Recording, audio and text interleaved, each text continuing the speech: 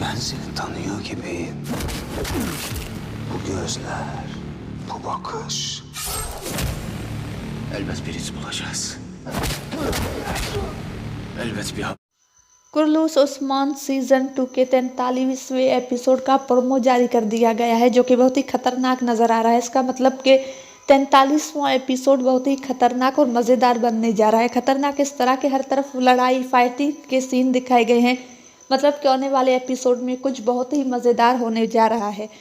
आप प्रोमो में देख चुके हैं कि आने वाले एपिसोड में क्या होने जा रहा है। मज़ीद मुकम्मल एपिसोड देखने के लिए 43वें एपिसोड का इंतज़ार करें। कुल्लू से उस्मानिया सल्तनत उस्मानिया पे बनाई गई सीरीज़ है, जिसमें अब तक क्या हो चुका और आने वाले एपिसोडों में क्या होने जा रहा है। इसका मुकम्मल उर्दू अहवाल जानने के लिए हमारे साथ जुड़े रहें और हमारी वीडियोस को देखते रहें। बहुत बहुत शुक्रिया।